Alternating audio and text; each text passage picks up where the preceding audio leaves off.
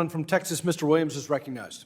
Thank you, Mr. Chairman. Thank you, Chairman, for being here. I was just sitting here thinking, I'm thinking that the consumer needs to be protected from the federal government, all the things we're talking about. And another thing, we've been talking about these bank failures. I'm from Texas, as you know, and I don't like Texas banks. I want to go on record with this. I don't like Texas banks, good-run Texas banks, bailing out bad-run California banks. I think that's really bad policy. Now, Director Chopra, the first time you came here before this committee, you said you would protect the interest of small business. And I proudly serve as chairman of the Small Business Committee, and I can tell you we don't feel too protected. And ever since you joined the CFPB, your agency continues to add burdensome requirements without any consideration of their impact on small businesses and small lenders. And when talking to community bankers back in my district, in Texas, and quite frankly all over and across the country, every single person tells me how miserable and terrified they are about the CFPB's 1071 small business data collection rulemaking. They are concerned that the complicated reporting requirements will tie up loan officers and increase compliance costs, plus compliance officers, which will be passed down to the consumer. Guys like me that borrow every day, we pay for all this. And they're concerned this will push the industry towards a standardized small business loan product and kill relationship banking, what is free enterprise and capitalism are based on. So, and everybody's concerned too that it's going to push the industry towards standardized small business loans and kill relationship banking, as I said, and they're concerned that this will force their employees to treat privacy an afterthought and collect more data than necessary on small business loan applications, which is what we don't want to have happen. Now, right now, small businesses are struggling with rising costs due to inflation, increased interest costs, and ongoing labor shortages, and this out-of-touch rule will only build on these issues. This is a hard time for small business. And the 1071 rule is an attack on Main Street America, and it's the only way you can look at it, which is why I introduced a Congressional Review Act with Congressman Barr and Ogles to halt the implementation of the CFPB's final 1071 rule.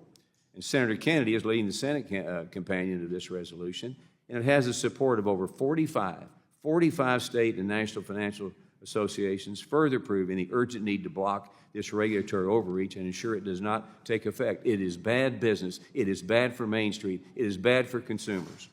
Now, Director Chopra, how have you been working with small businesses?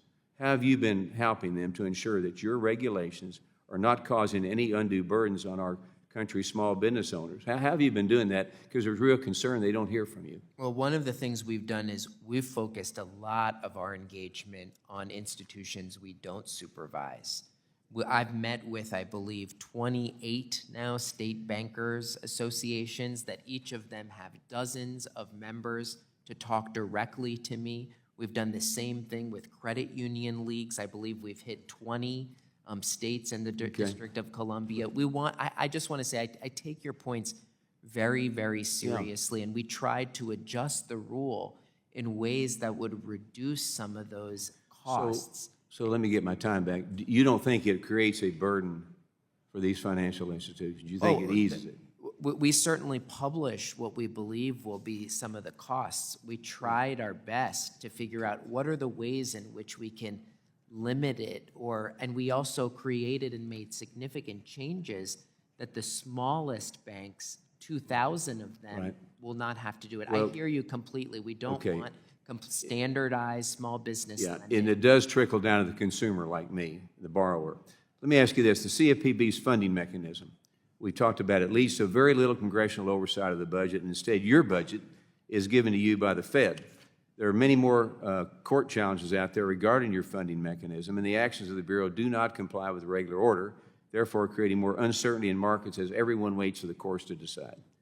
In order to ensure your accountability and transparency to Congress, it is imperative that your operation be subject to congressional appropriations. So, Director, if the Supreme Court strikes down your funding mechanism, will you be accepting of being subject to congressional appropriations?